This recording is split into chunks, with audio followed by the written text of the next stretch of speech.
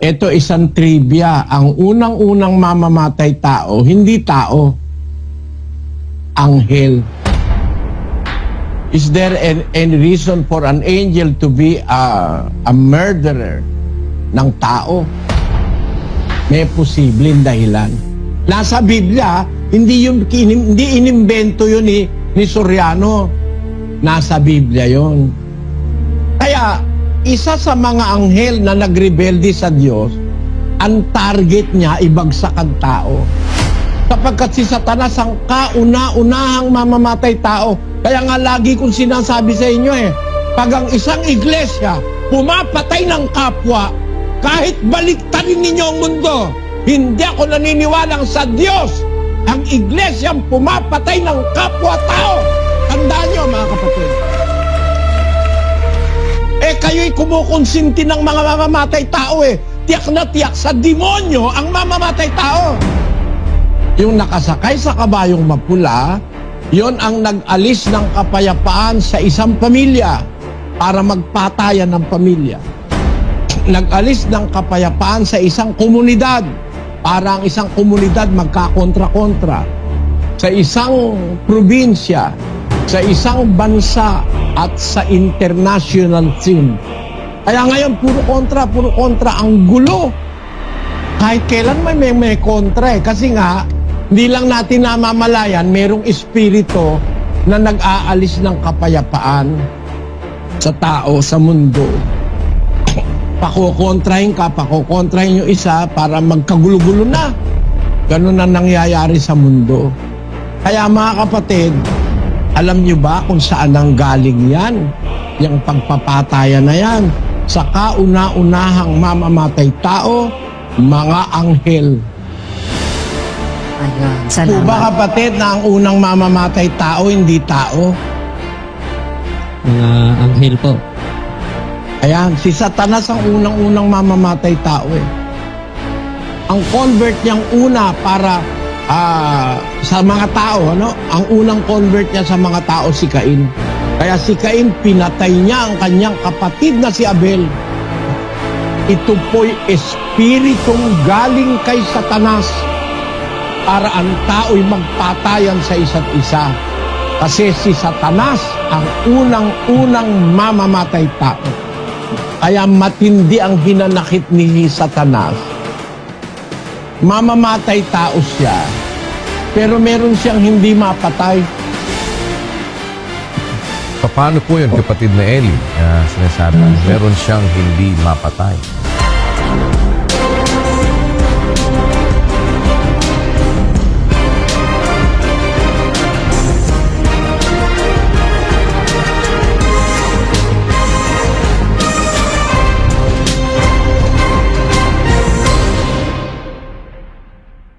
Muli ay makasama natin ang kapatid na Eli Soriano. Kapatid na Eli, magandang araw po sa inyo. Magandang araw sa inyong lahat mga kababayan, mga kapatid, sa lahat ng dako. Salamat po sa Diyos at tayo ay nagkakaroon ng ganitong pagkakataon. Bagaman sa ibang bansa yata ay pinigil na ang mga pagtitipon, salamat sa Pilipinas ay hindi naman ganyan ang sitwasyon. Tuloy po tayo sa ating gagawing Bible study. Nakita natin yung unang mangangabayo sa Apokalipsis. Yun po ay representasyon ng Antikristo. Hindi po si Kristo yon, gaya ng paniniwala ng mayor na mga relihiyon sa Pilipinas. Saksi ni Jehovah, Sabadista, Iglesia ni Manalo, Katoliko, at marami pang iba. Ang naniniwala na yung kabayong maputi sa Apokalipsis, ang nakasakay doon ay si Kristo. Napakalaki pong pagkakamali noon. Ngayon, para ipagpatuloy natin, makita nyo, magkaroon kayo ng pagpipilian. Kasi walang pagpipilian ng tao sa ating panahon Walang alternative. nagkokopyahan ng mga iba-ibang iglesia ng kanilang doktrina. Yung doktrina ng Trinidad, kinopya ng Protestante. Kinopya ng marami. No. So wala ka ng pagpipilian. Sa atin po, ang inio-offer ko sa inyo, hindi para piliin, kundi para tanggapin kasi yun ang nasa Biblia. Hindi po yun haka-haka, hindi yun kuro-kuro, hindi yun po ay napulot sa internet kagaya ng ibang nangangaral ngayon. At patutunayan po natin yan sa inyo at kayo man mapatunayan ninyo. Meron kayong Biblia, meron kayong pagkakataong magbasa, ngayon meron kayong pagkakataong magsulat, yung mga nakikinig sa internet, pwede naman nila ito na isulat. Meron nga, namumuntos lang okay lang, baka sakali mabuksan ng kaisipan ninyo, kung kayo talagang may kaloobang makadiyos, dapat aminin ninyo na hindi na ituro sa inyo ito ng pastor nyo. Kagaya noong kabayong maputi sa Apokalipsis. Napakalayo kay Kristo niyan. Kasi ang barkada niyan technicolor. Samantalang yung Kristo na kakabayong maputi, ang kanyang host ng mga ngabayo, puro lahat sila mapuputi. Yung palang makikita mo, magkaibang grupo yan ng mga ngabayo Yung nasa 19:14, ulitin nga natin, kapatid na Daniel. At ang mga hukbong nasa langit ay sumusunod sa kanya na mga nakasakay sa mga kabayong puti at nangararamtan ng mahalagang linong maputi at dalisay. Kristo ang sumusunod sa kanya ng mga mangangabayo, hukbong nasa langit. So ito hukbong makalangit, hindi makaimpyerno. At silang lahat nakasakay sa kabayong maputi, nararamtan ng mahalagang lino, maputi at dalisay. Samantalang yung nasa Kapitulo 6 na mangangabayong nakaputi rin, ang kasama hindi mga hukbong mapuputi rin. May pula, may kabayong maputla, may kabayong maitim.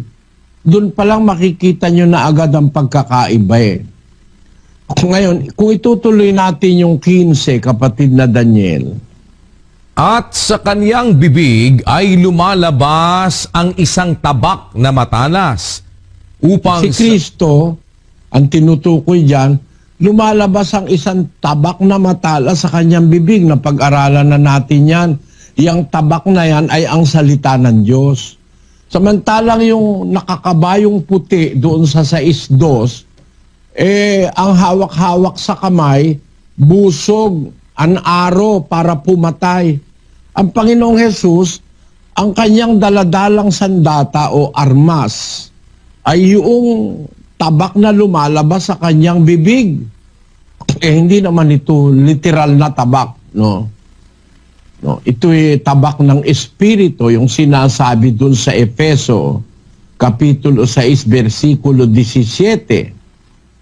At magsikuha rin naman kayo ng turbante ng kaligtasan at ng tabak ng Espiritu na siyang salita ng Diyos. Ang lumalabas sa bibig nung nakakabayong maputi, na yun nga ang Kristo, tabak na matalas. Yung palang tabak na matalas na yun, salita pala ng Diyos yun.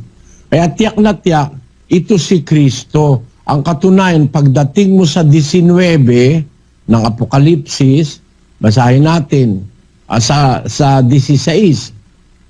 At siya'y mayroong isang pangalang nakasulat sa kaniyang damit at sa kaniyang hita, Hari ng mga hari at Panginoon ng mga Panginoon. Si Kristo nga, meron siyang pangalang nakasulat sa kanyang damit, sa kanyang hita. Hindi si Kristo yan, hindi yan yung Pagaya nung nandoon sa isdos na nakakabayong maputi rin, pero ang daladala busog o aro para pumatay, para manlupig, yung mayaong manlulupig at lumulupig. No? Nakita nyo kung paano ang pagkakaiba niya nung nakaraan. Ngayon, itutuloy po natin. Para makita nyo sa ating Bible study, we are offering you the alternative which is in the Bible. Alternative, kumbaga, hindi yan yung turo ni Manalo, kasi si Manalo, yung kanyang turo, na yun daw kabayong maputi doon sa Apokalipsis sa isdos, si Kristo raw yun, namana po yan ni Manalo sa Sabadista.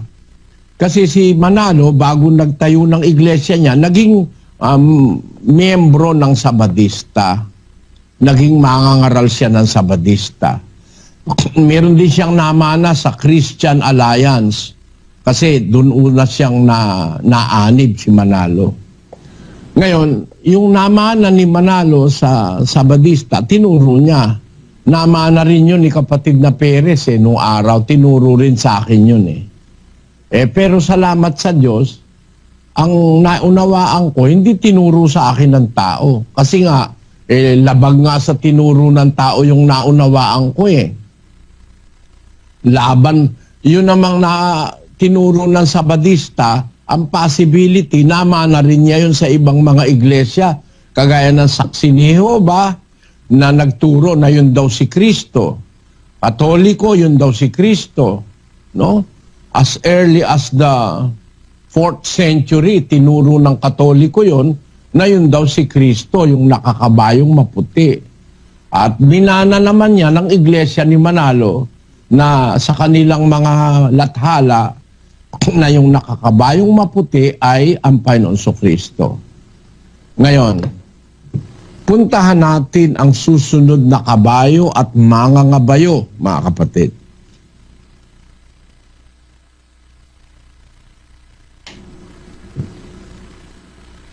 Sa Apokalipsis sa stress,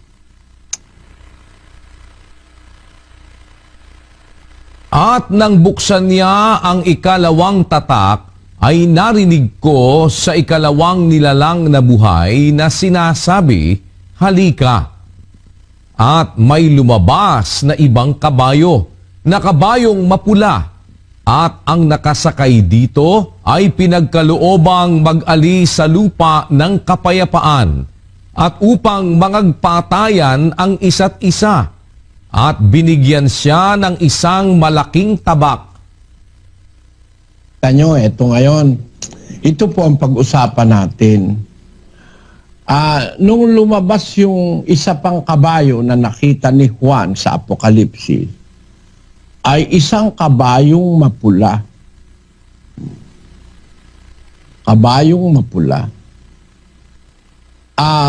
Pinagkaloobang, ang nakasakay dito, pinagkaloobang mag-alis sa lupa ng kapayapaan upang mangagpatayan ng isa't isa. Tingnan ninyo ito. Tiyak na tiyak masama itong nakasakay na ito sa kabayo At masamang kabayo rin yung sinasakyan nito. Kung nag-iisip po tayo, mga kapatid, ang kabayo nung panahon na yon, ang pinakamabilis na means of transportation. Ang pagsakay po sa kabayo ay ang pinakamabilis na paraan ng paglalakbay. Huwag niyong kakalimutan yon. Mamaya po kasi meron akong ipupunto sa inyo. Noong araw, naglalakbay ang tao, kamelyo, no? Maaring gumagamit si iba, baka, kalabaw. Si Santa Claus nga, ang ginagamit reindeer Ano? Kaya lang di siya pwede sa Pilipinas Tanong mo sa akin kung bakit, kapatid na Daniel. Bakit po, kapatid na Eli? Kasi wala namang yelo sa Pilipinas. Si Santa Claus kung maglakbay naka-sleigh. Diba? Sleigh. yung sasakyang dadaan sa yelo. Sa Pilipinas, mayroon release ng tren. Di rin pwede si Santa Claus doon. Mababangga siya pagdating sa tundo. No. Kaya maraming sasakyan ang tao para makabiyahe. May sasakyan, sumasakay sa kalabaw. Nakita ko yun sa mga bukid May sumasakay sa baka. May sumasakay nga sa aso Maraming aso, pigsama-sama. May sumasakay sa kamelyo. No? Merong sumasakay sa kabayo para ipakilala ang bilis to attain speed. Tandaan nyo, ang pagsakay sa kabayo to attain speed para magpadali ng pagbibiyahe. Iyan po ang pagsakay sa kabayo. Sa Biblia at sa naturalesa, sa realidad. Kung gusto mong mas mabilis ang biyahe, sasakay ka sa kabayo. So, meron tayong ideya ngayon, itong 4 na mangangabayo sa Apokalipsis. May mission ito na nagmamadali. Nagmamadali ito. Kasi kung sasakay sila sa kamelyo, maiiwanan sila.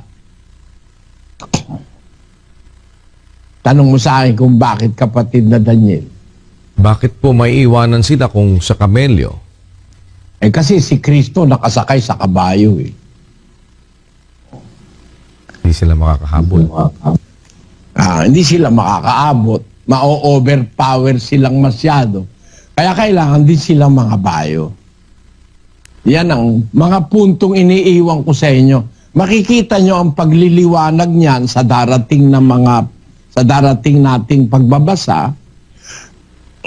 Kaya iniiwan ko na agad sa inyong kaisipan. Ang kabayo po ay sasakyan na nagpapakitang ang nakasakay gustong makabiyahe ng mabilis. Ngayon,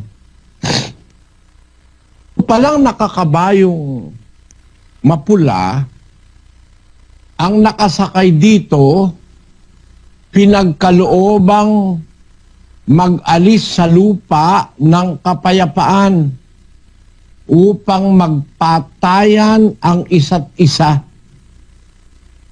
Alam nyo, agad-agad, alam mo, masama ito Kasi patayan ng daladala nitong nasa kabayong mapula At pagkapatayan, labag sa kalooban ng Diyos yan. Kasi bawal ng Diyos ang tao magpapatayan.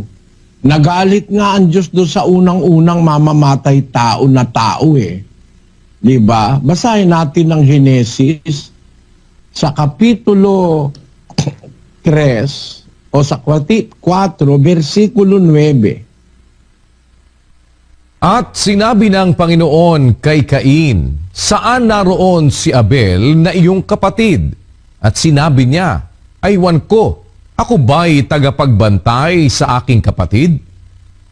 At sinabi niya, anong iyong ginawa? Ang tinig ng dugo ng iyong kapatid ay dumadaing sa akin mula sa lupa. At ngayoy sinumpa ka sa lupa na siyang nagbuka ng bibig na tumanggap sa iyong kamay ng dugo ng iyong kapatid. Mamamatay tao ito Siya ang kauna-unahang tao na mamamatay tao. Pero meron pang naunang mamamatay tao sa kanya. At yun ang hindi natin na i-consider karaniwan ng mga pastor na ang unang-unang mamamatay tao ay si Satanas. Ano po? Iyon ang nakasulat sa 8:44 ng Juan. Kayo'y sa inyong amang diablo at ang mga nasa ng inyong ama ang ibig ninyong gawin. Siya'y isang mamamatay tao buhat pa ng una at hindi nananatili sa katotohanan sapagkat walang katotohanan sa kanya. Pagka nagsasalita siya ng kasinungalingan, ay nagsasalita siya ng saganang kanya, sapagkat siya'y isang sinungaling at ama nito. Nakita nyo mga kapatid, oh? Alam nyo mga kapatid, dito sa sinasabi ko, akala ng iba ang mamamatay tao, tao. Hindi natin alam, meron palang unang-unang mamamatay tao. Yun pala ang dyablo. Galit siya sa tao. Mamamatay tao siya. Kasi kung di ka naman galit, ba't ka naman mamatay tao? Ba't ka naman papatay ng tao kung hindi ka galit sa tao? No? Kaya, ang aking masasabi sa inyo, ito isang trivia. Ang unang-unang mamamatay tao, hindi tao, anghel. Maaari, tanungin nyo sa akin, bakit ang unang-unang mamamatay tao hindi tao, kundi anghel? Anong reason? Is there any reason for an angel to be a murderer ng tao? No? Kaya lang, kaya matindi ang hinanakit ni Satanas. Mamamatay tao siya, pero meron siyang hindi mapatay.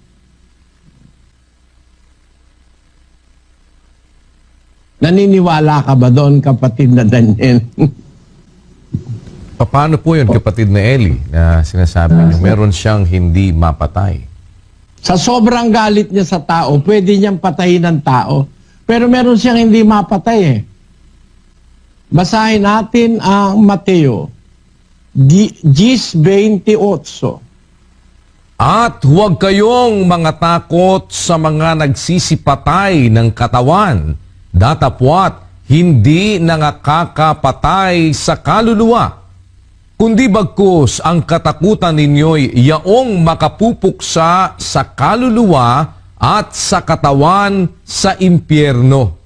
Ang dapat nating katakutan, yung po pwedeng pumuksa ng kaluluwa at katawan sa impyerno, ang Diyos yun.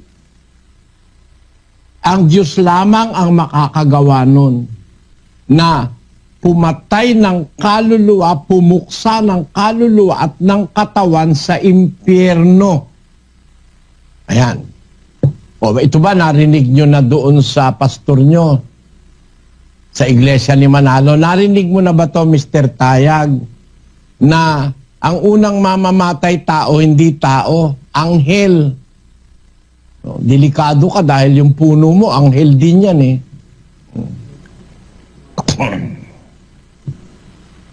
Delikado ka dyan kung mag-aaral ka ng Biblia. Sa mga anghel, may delikado diyang punto. Dahil merong mga anghel na sumama, ayaw pasakop sa Diyos. At nagrebelde sa Diyos, at yung kanilang pinakamasama sa kanila, si Satanas, naging Diablo, naging Satanas. Yung Satanas, ang tawag doon, the arch enemy of God, ang pinakamapait na kalaban ng Diyos. Gagawin lahat ni Satanas para patayin ng tao. Pero anong reason? Bakit magkakaroon ng mga anghel ng grudge? Grudge ba tawag doon, kapatid na Daniel? Opo, kapatid na Eli, parang yung kim-kim na galit o kim-kim na parang inggit at sama ng loob. Grudge nga ang tawag siguro noon sa English. Bakit pwedeng magkaroon ng grudge ang mga anghel sa mga tao? Kung ang mga anghel ay hindi talaga matalimahin sa Diyos, pwede silang magkaroon ng grudge sa mga tao. Bakit? Pakinggan nyo sa isang talata ng Ebreo. Hindi ito tinuturo sa seminaryo eh.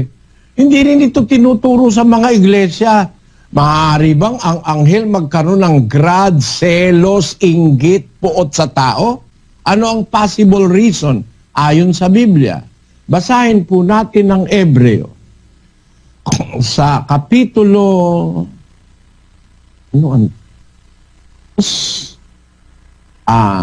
versikulo 6, patuloy kapatid na Daniel. Ngunit pinatunayan ng isa sa isang dako na sinasabi, ano ang tao upang siya'y iyong alalahanin o ang anak ng tao upang siya'y iyong dalawin? Yan. Sabi ng isa, sabi ni San Pablo, ang sinasabi, ano ang tao upang siya'y iyong alalahanin? O ang anak ng tao upang siya'y dalawin mo? Sabi sa Diyos, ano? Ano ba ang tao? Ano ba halaga ng tao? Ano ba ang tao? Itaas nga natin sa 5, kapatid na Daniel. Sapagkat hindi niya ipinasakop sa mga anghel ang sanglibutang darating na siya naming isinasaysay. Muna, yung palang mga anghel nalimitahan ang power. Bakit? Sabi ni San Pablo, hindi niya ipinasakop sa mga anghel ang sanlibutang darating na siya naming isinasaysay. Meron palang sanlibutang darating na itinuturo ang mga apostol gaya ni Pablo. Pero ay pinagpauna na po ni Pablo na yung sanlibutang darating, hindi nasasakop yun ng mga anghel. Na yung sanlibutang darating na yon ang siya naming isinasaysay.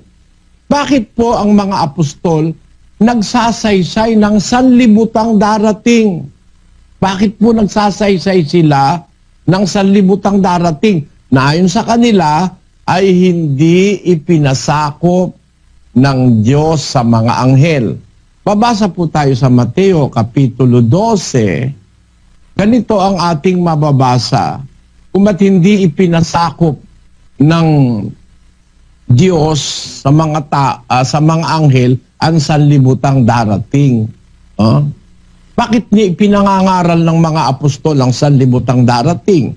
Basahin muna natin ang Marcos 10:29. 29 ba? Hindi. 10.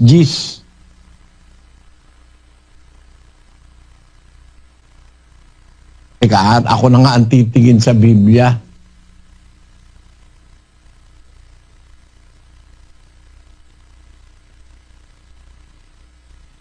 Is 29 nga. Sinabi ko. Sinabi ni Jesus, katotohanang sinasabi ko sa inyo, walang taong nag-iwan ng bahay o mga kapatid na lalaki o mga kapatid na babae o ina o ama o mga anak o mga lupa dahil sa akin at dahil sa Ebanghelyo na hindi siya tatanggap ng tig-100 ngayon sa panahong ito ng mga bahay at mga kapatid na lalaki at mga kapatid na babae, at mga ina, at mga anak, at mga lupa, kalakip ng mga pag-uusig, at sa sanglibutang darating ay nang walang hanggang buhay. Kaya pala naman nagsasaysay ang mga apostol na merong sanlibutang darating kasi ipinangaral pala ni Kristo, meron pala talagang sanlibutang darating. Mag-isip po kayo mga kapatid, may sanlibutang darating. Ang sabi ng talata sa Biblia, hindi ipapasakop ng Diyos sa mga anghel yung sanlibutang darating. Na yung sanlibutang darating na yon, ang aming isinasaysay, sabi ng mga apostol. Ba't nila isinasaysay? Kasi pinangaral ni Kristo yun eh.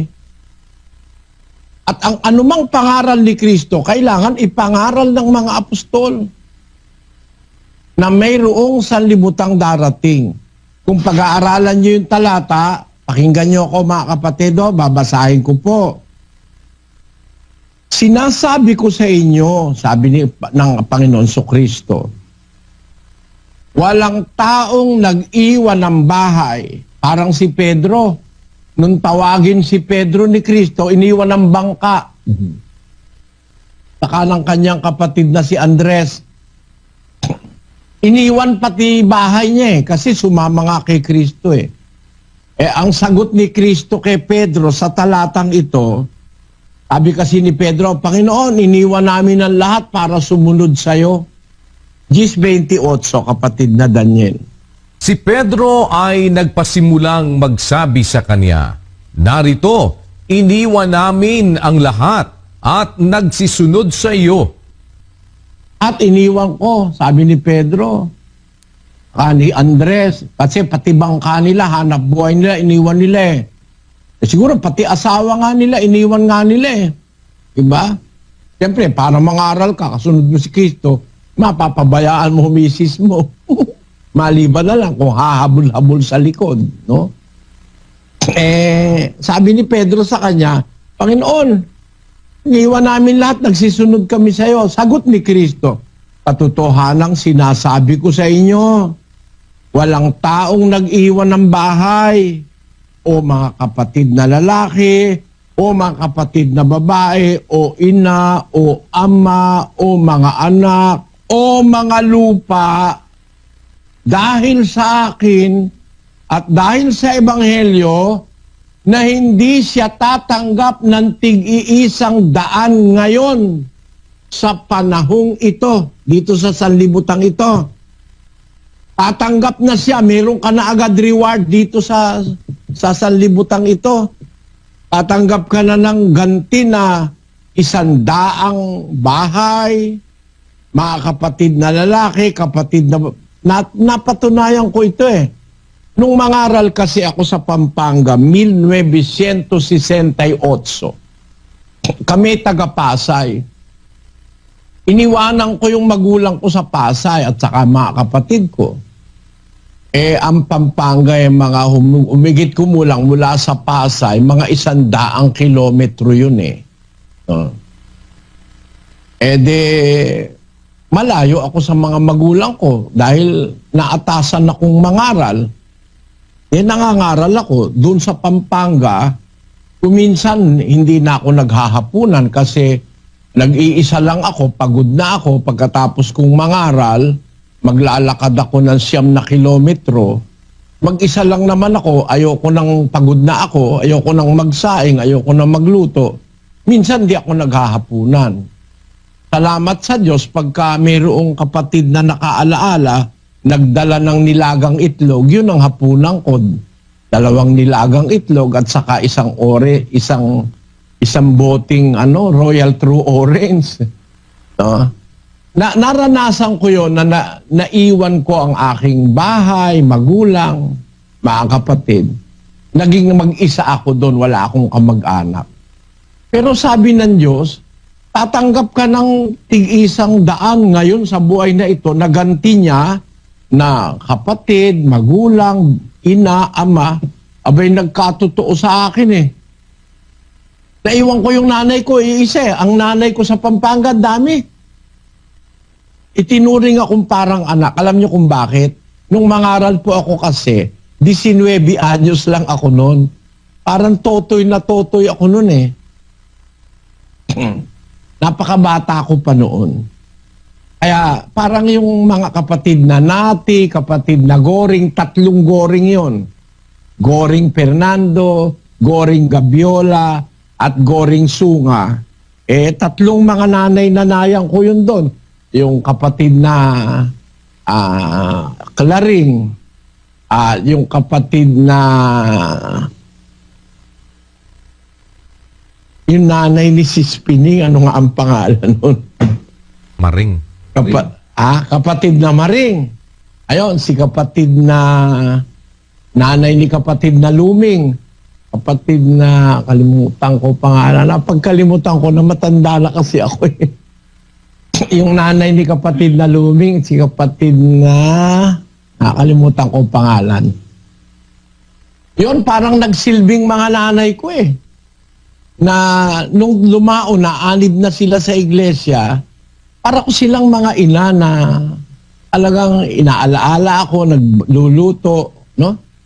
Sabi ng Panginoon Kristo, pag iniwan mo yung bahay mo, lupa mo, nanay mo, kapatid mo, tatanggap ka sa buhay na ito ng makaisandaang ganti na nanay, lupa, bahay, daig bahay ko.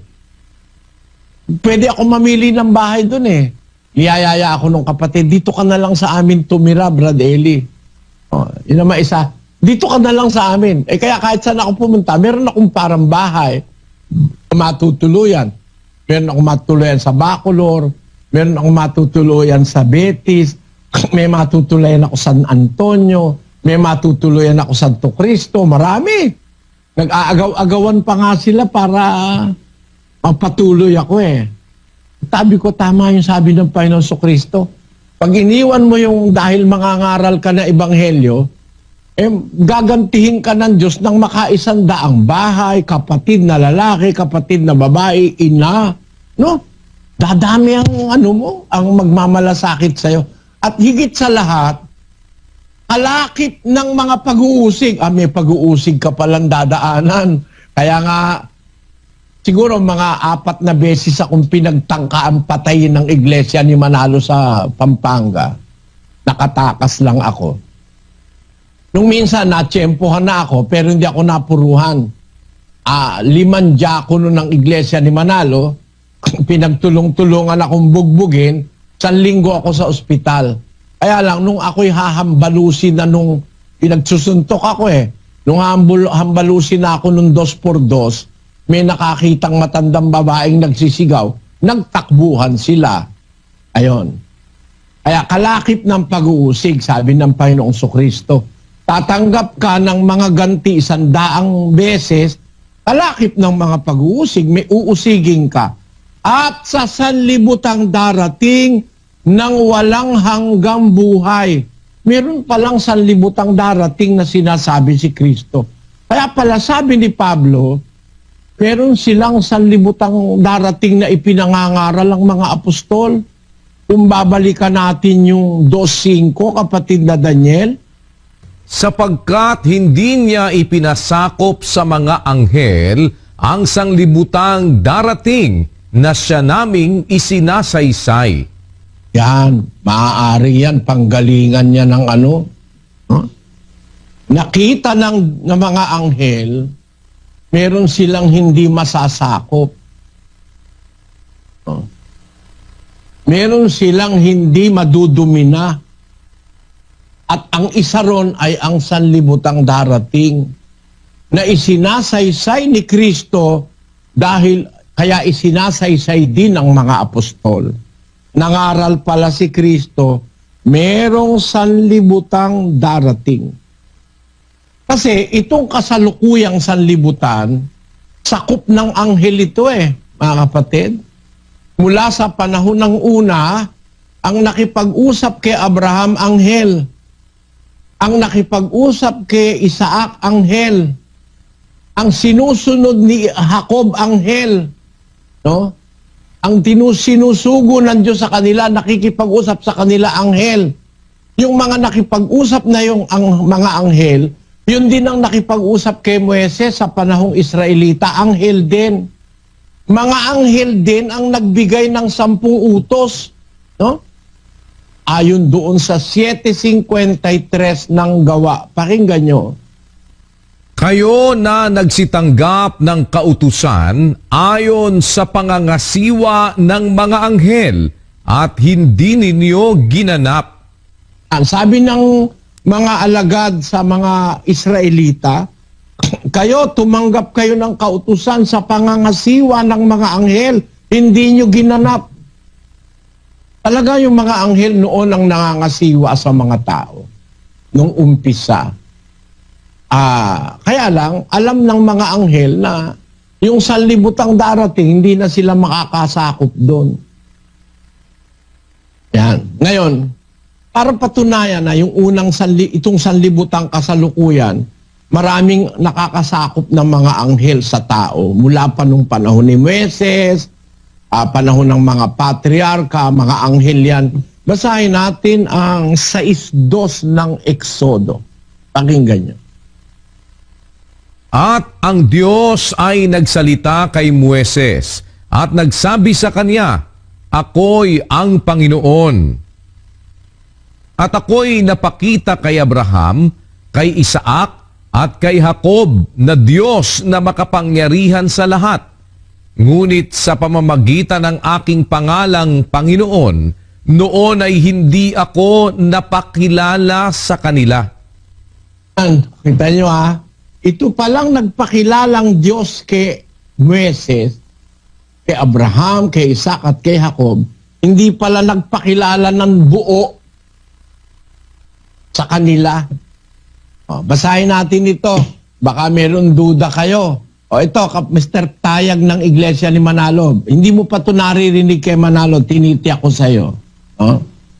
Basahin natin ito sa lahat ng Biblia na umpisahan natin sa 6:2 ng Exodo sa English, kapatid na Daniel. And God spoke unto Moses and said unto him, I am the Lord. And I appeared unto Abraham, and to Isaac, and unto Jacob, by the name of God Almighty. But by my name Jehovah was I not known to them.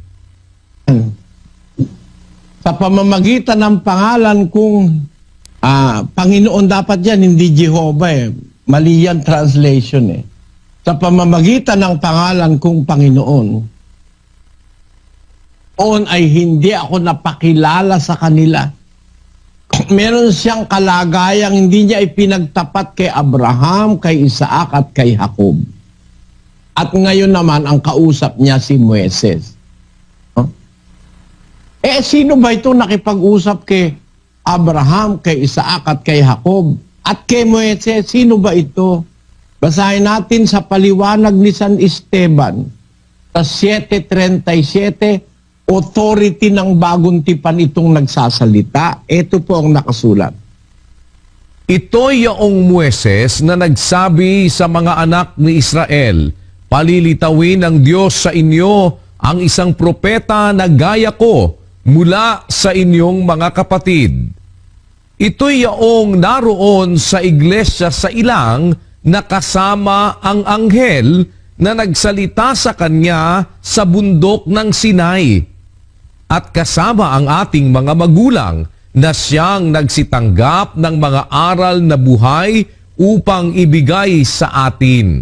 Ito pa lang si Moises, ang nagsalita pala sa kanya sa Sinai, anghel. Hindi talaga mismo yung ama. Anghel yung nagsalita sa kanya. Hindi yun ang Diyos na makapangyarihan sa lahat na nagsasalita. Ang nagsasalita, anghel na ginagamit ng ama. Yan. So solve na tayo, mga kapatid. Yung nakipag-usap kay Abraham, kay Isaac, kay Jacob, anghel yon. Napakahaba kasi pagka iisa-isahin ko sa inyo. Nakipag-usap siya kay Abraham nung susunugin yung Sodom at Gomora. Kung babasahin ko yun, medya ora yun Nagkaroon sila ng usapan ni Abraham. Tapos, nakipag-usap siya kay Isaac, yung anghel na yon. Siya rin yung nakipag-usap kay Jacob. No? Siya rin yung nakipag-usap kay Moises. Anghel pala siya. Hindi pala siya yung makapangyarihang sa lahat na Diyos. No? Yan ang tandaan nyo, mga kapatid. Walang makakatutol dyan. Pag natutulan yan, papuputol ko yung pwedeng ipaputol sa akin. Kung gusto nyo, liig ko, putulin nyo pag natutulan niya ng mga pastor na ang nagsalita kay Moises, kay Abraham, kay Isaac, kay Jacob ay mga anghel. Ang nagbigay ng 10 utos sa bundok ng Sinai, mga anghel ayon sa authority ng bagong tipan. Ngayon, so nung unang panahon, completely, ang sanlibutan sakop ng mga anghel. Pero merong deklarasyon na sinabi na nakapauna, merong deklarasyon doon sa Hebreo. Ang sabi ni Pablo, ano ang tao upang siya'y iyong alalahanin? O ang anak ng tao upang siya'y iyong dalawin? Siya'y ginawa mong mababa ng kaunti kaysa mga anghel. Ang Diyos pala, ginawa niya pala ang tao, mababang konti sa anghel. Kayo huwag kayong malilito mga kapatid. Ang tao, ginawa ng Diyos na mababa kaysa anghel. Tapos, siya'y pinutungan mo ng kaluwalhatian at ng karangalan. Siya inilagay mo sa ibabaw ng mga gawa ng iyong mga kamay. Abay, ang tao pala'y ginawang mababa kaysa anghel ng kaunti lang. Pero inilagay naman sa ibabaw ng gawa ng kanyang kamay. Abay, ang anghel ay gawa rin ng kamay ng Diyos. Abay, mas mataas ang tao sa anghel. Huwag kayong malilito mga kapatid. Sa anong sentido, sa anong kahulugan, ang tao ginawang mababa ng kaunti sa anghel? At sa anong kahulugan naman na ang tao mataas sa anghel? Yan. Ito ba narinig nyo na kay Manalo? Narinig nyo na ba ito sa pare? Mahiwaga ito eh. Ginawa ng Diyos ang tao kaunting mababa kaysa anghel.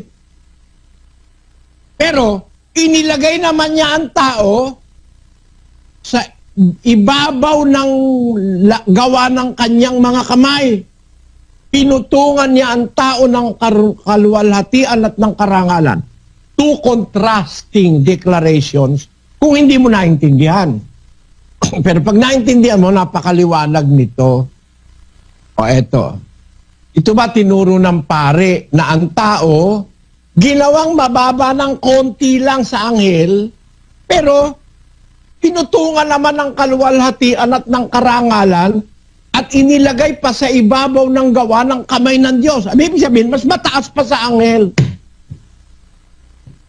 Ito lang malaking problema ito ng mga mangangaral Hindi ba malaking problema ito? Paano naman yung mababa ng kaunti? Mas mataas pala.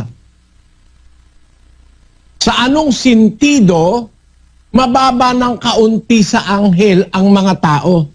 Sa anong sentido? Pakinggan nyo.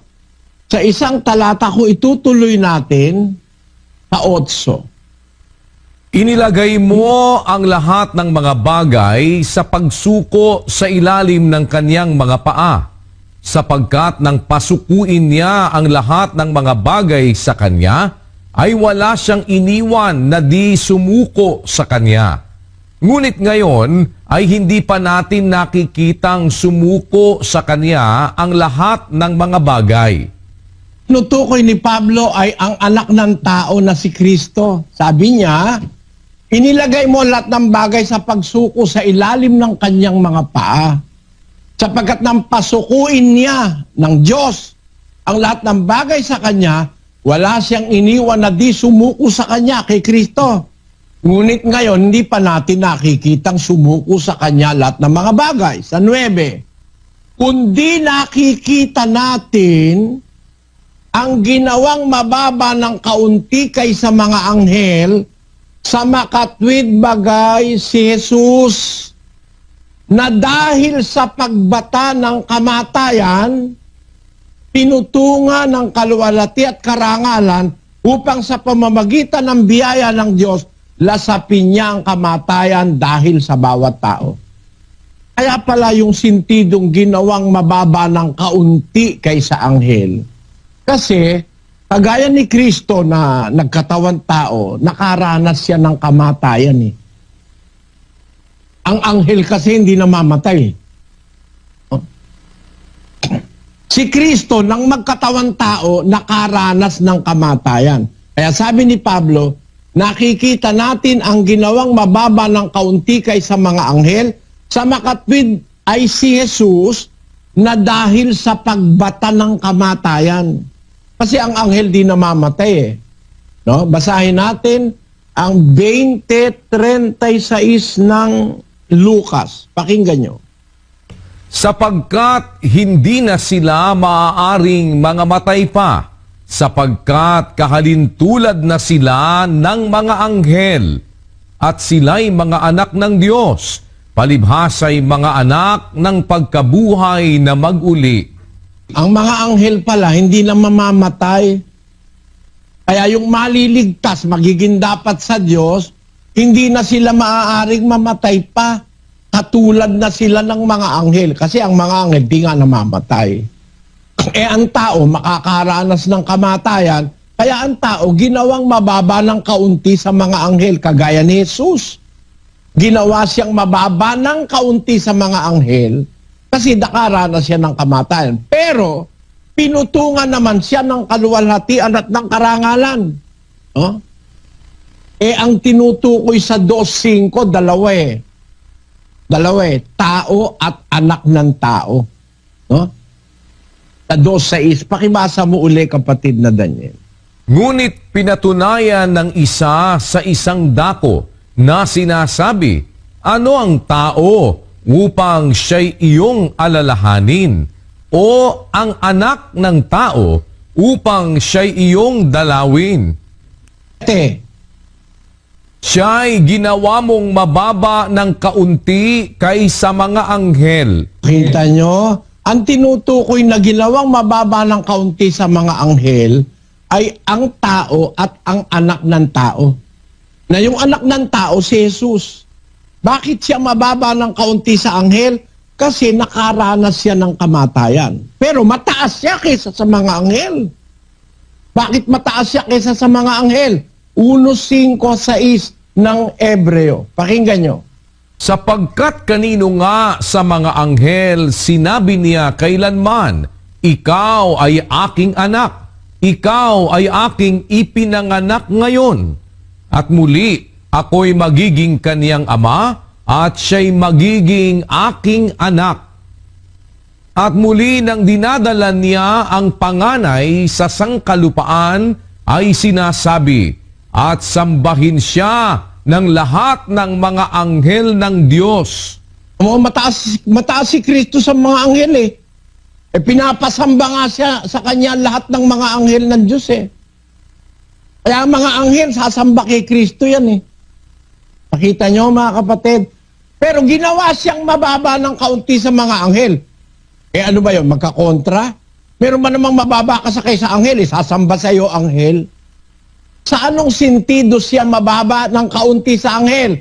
Kasi dumanas siya ng kamatayan nung magkatawan tao siya. Pero sa talagang reality, mataas siya kaysa sa lahat ng anghel. Kukuha mo yung kapatid na Daniel?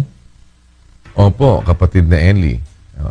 Dahil yun po ang anak ng Diyos at kagaya ng binasa ninyo kanina sa amin, yung nasa 1:5, kanino nga sa mga anghel sinabi niya, kailanman ikaw ay aking anak, ikaw ay aking ipinanganak ngayon. At sinabi niya kay Kristo na sambahin siya ng lahat ng mga anghel ng Diyos. Di mataas siya kaysa sa lahat ng anghel. Ba't nababasang ginawa siyang mababa ng kaunti sa mga anghel? Kasi nakaranas siya ng kamatayan. Gaya rin naman nating mga tao.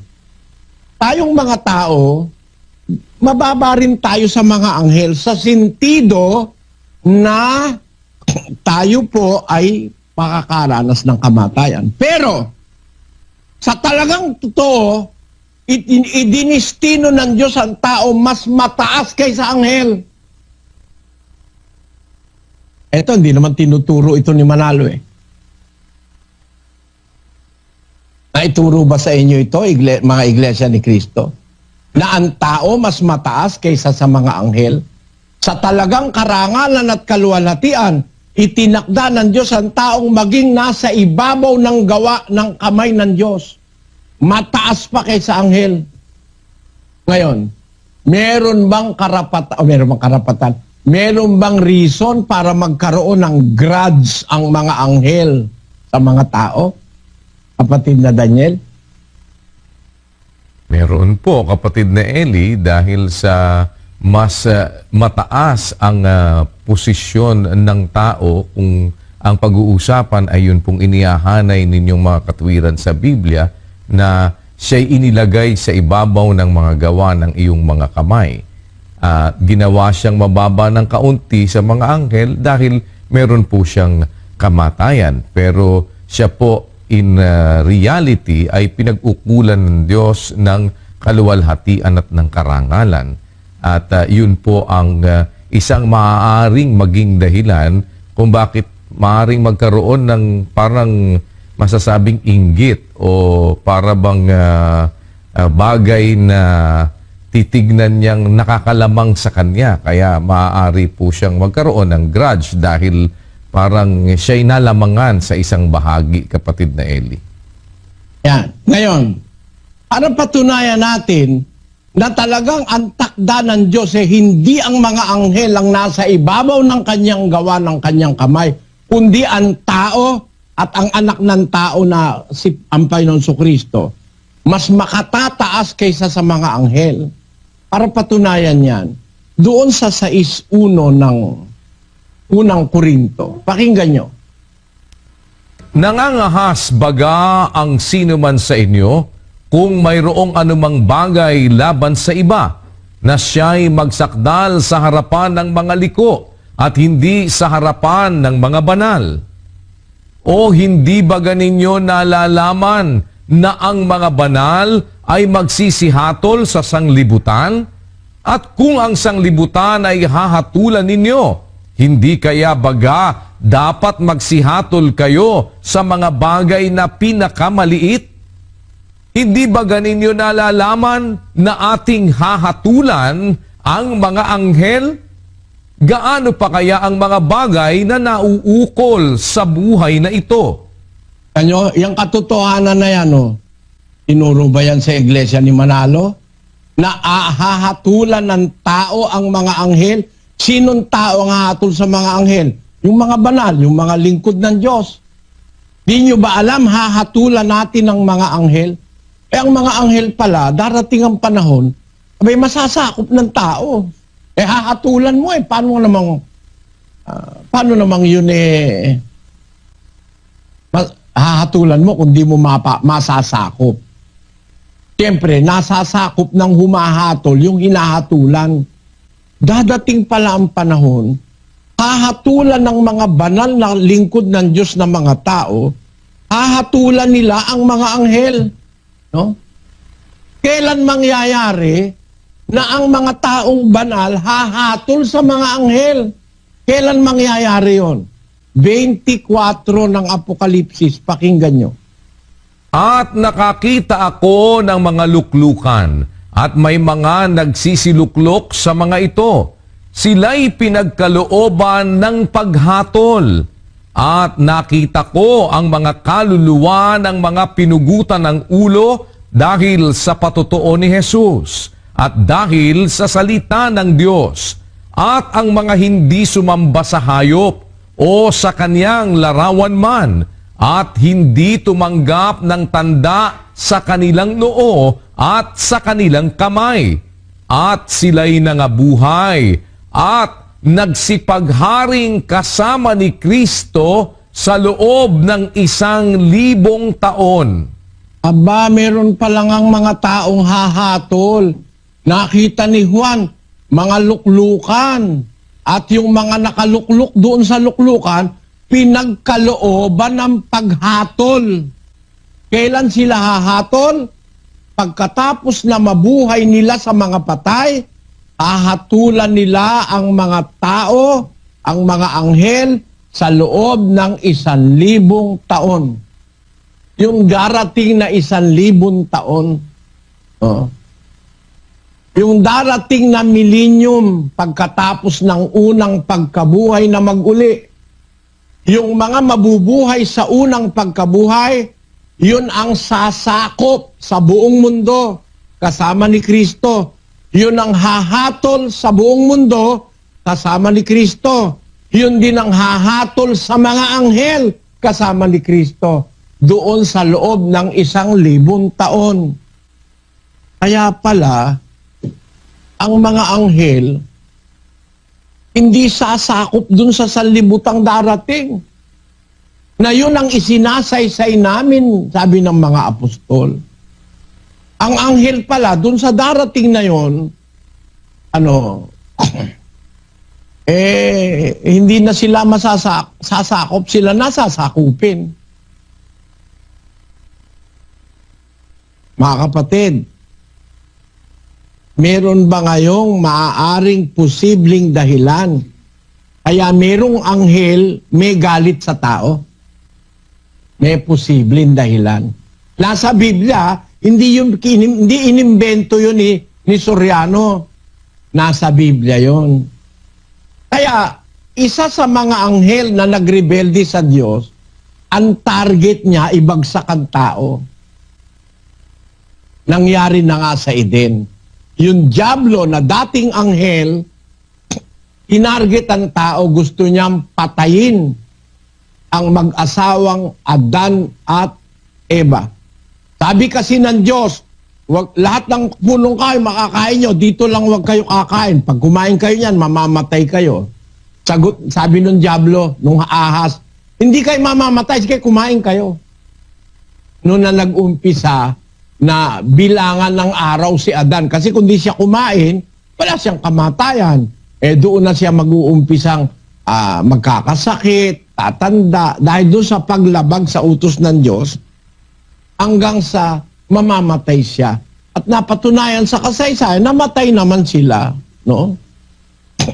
Kaya yung anghel na naging Diablo, meron siyang ako kahit hindi ko narinig, kahit hindi ko nakita yung puso ng Diablo, meron siyang puot sa tao. Sabi ng Panginoong Hesus kasi, kayo'y sa inyong amang Diablo. Ang mga nasa, may nasa yung ama niya, yung Diablo, ang mga nasa ng inyong ama, ibig niyong gawin, sabi ng Panginoon Kristo sa mga Hudyo. Kasi gusto nung Hudyo, patayin siya, binabato siya. Pinagbababato siya ng mga Hudyo. Sinabi niya, kayo sa inyong amang Diablo, ang nasa ng inyong ama, ibig niyong gawin, mamamatay tao siya, buhat pa ng una. Una pa pala mamamatay tao na to, gusto nang pumatay ng tao Galit siya sa tao. Si Satanas, may grudge, may galit sa tao. Pati yung kanyang mga nakumbinsing mga anghel na magrebelde sa Diyos, may galit sa tao lahat yan. Yung mga naging demonyo. Kaya yung mga naging demonyo, pagka sumakay sa tao, yung mga demon possessed, yung may demon possessed, yung sarili nila sinusugatan yung nasa Gadareno. Sarili niya mismo sinusugatan niya. Bakit? Ikaw bang tao, sarili mo, susugatan mo? Ikaw bang tao mag-isa, magpapakamatay ka? May demonyong nagtatrabaho sa'yo. Kasi, yun ang nasa ng demonyo. Ang nasa ng inyong ama, ibig niyong gawin, siya'y mamamatay tao. Buhat pa ng una. Ngayon, bakit natin ito pinag-aaralan, mga kababayan? Kasi po, yung nakita natin sa kabayong mapula, ang nakasakay ang wika dito, pinagkaloobang mag-alis sa lupa ng kapayapaan. Siya pala ang taga-alis ng kapayapaan. Mga kapatid, at para ang mga tao, pag walang kapayapaan, magpatayan sa isa't isa. Yan. Kaya ngayon, makakakita ka ng mga tao, ang tawag nila, trigger happy, bloodthirsty, na pumapatay talaga. Napakatindi na ng kasamaan ngayon, napakabilis lumaganap ng kasamaan nitong nakasakay sa kabayong mapula. Ang tao nagpapatayan na sa gera. Naku po. At yung coronavirus na sinasabi ngayon, meron silang inilik sa internet na maaaring kaya napakatindi niyang coronavirus, ginagawa yan ng komunistang China na biological warfare. Maaaring totoo, maaaring hindi. Pero bakit ko ini-entertain sa isip ko yung ganon? Kasi doon sa Syria, yung presidente ng tarantado na walang Diyos, pangalan ng gagong presidente na yun?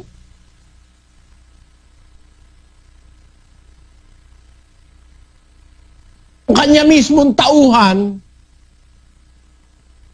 hinuhulugan ng tinatawag na nerve gas. Nangingisay na lang yung mga kontra sa kanya, nangingisay. Pero hindi nila tinatanggap. Siyempre, tatanggapin mo ba yan? Eh si Idi Amin din presidente rin yun Pinapatay yung mga sariling tao niya pagka-kontra sa kanya Hindi naman kayo lalayo, dito lang sa atin Pero mga politiko, para pag kumontra ka sa kanya, papatayin ka O ano ba nangyari dun sa 44 na mga sundalo ng SAP 44, tinatawag nila. Di ba ipinapatayan ng mga politiko na ayaw maalis sa pwesto? Yun ang nangyari doon sa Syria Kaya ang tao ngayon, talagang mamamatay tao ang marami kasi may demonyong nakasakay, may espiritu ni Satanas sapagkat si Satanas ang kauna-unahang mamamatay tao. Kaya nga lagi kong sinasabi sa inyo pag ang isang iglesia pumapatay ng kapwa, kahit baliktarin ninyo ang mundo, hindi ako naniniwalang sa Diyos ang iglesyang pumapatay ng kapwa-tao. Tandaan nyo, mga kapatid.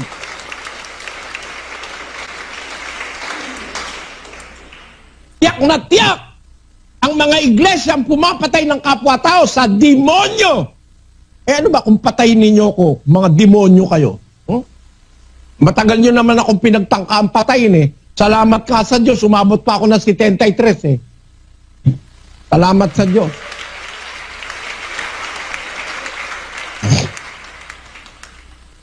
Di ba talagang pumapatay kayo ng tao? Itanggi nyo. Sino ang pumatay kay Marcos Mataro na kapatid natin? Yung isa nating ministro. Pinatay. Diyan sa San Simon. Inubusan ng bala ulo. Sino ba pumatay? Sino pumatay sa 5 estudyante ng PUP na itinapon sa Ilog Pasig, mga Katoliko, na kaaway sa basketball ng Iglesia ni Manalo? Sino pumatay doon? O di ba mga diakono rin ang pumatay? Para ngayon sabihin nyo sa akin, yung iglesia nyo, totoo. Ay, baliktarin mo langit at lupa. Hindi ako maniniwalang totoo yung iglesia mo. Kayo'y kumukonsinti ng mga mamamatay tao Tiyak na tiyak sa demonyo ang mamamatay tao.